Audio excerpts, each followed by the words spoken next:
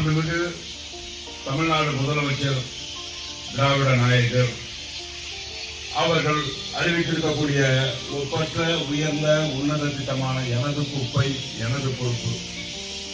நம்முடைய 34வது கோட்டத்திலே இருக்கக்கூடிய வள்ளிநகர் மற்றும் அதனை சார்ந்து இருக்கக்கூடிய பகுதிகளிலே தீவிர தூய்மை பணி, தெங்கு ஒழிப்பு நடவடிக்கை, மக்கும் குப்பை மக்காத குப்பை குறித்த விழிப்புணர்வு, பிளாஸ்டிக் கேரி பேக்களை முற்றிலும் சேலம் மாநகரத்திலே ஒழிப்பதற்கான ஒரு முன்னோட்ட முயற்சியாக அனைத்து இல்லங்களுக்கும் மீண்டும் மஞ்சள் பை என்கின்ற முதல்வரின் அற்புத திட்டத்தின் அடிப்படையிலே மஞ்சள் பை வழங்குதல் போன்ற நிகழ்வுகளை மேற்கொள்ள இருக்கின்றோம். இந்த திட்டத்தினுடைய நோக்கம் மாநகராட்சியினுடைய அலுவலர்கள், பணியாளர்கள் மற்றும் மக்கள் பிரதிநிதிகள் அதோடு பொதுமக்களையும் ஒருங்கிணைத்து அவர்களையும் இந்த திட்டத்திலே இணைத்து வெற்றிகரமாக இந்த பணியை மேற்கொள்ள வேண்டும். அப்பொழுதுதான் இந்த திட்டம் வெற்றியடையும் என்கின்ற காரணத்தினால்தான் இப்படி ஒரு அற்புத திட்டத்தை நம்முடைய முதல்வர்கள் அறிவித்திருந்தார்கள்.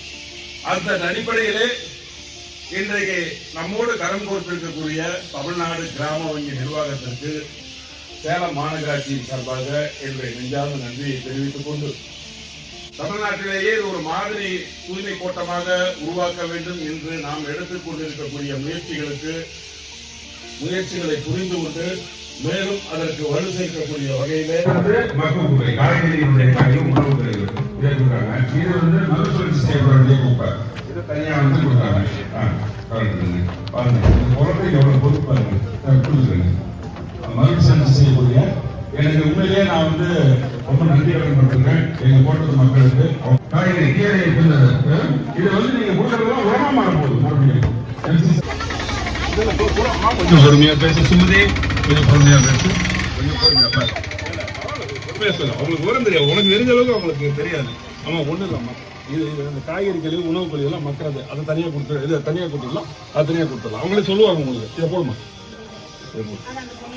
வெய் கொடுத்து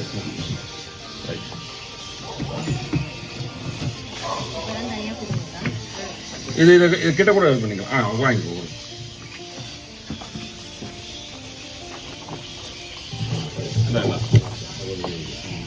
இன்னொரு கை கொடுங்க. அந்த கொடுங்க. ரொம்ப நன்றி.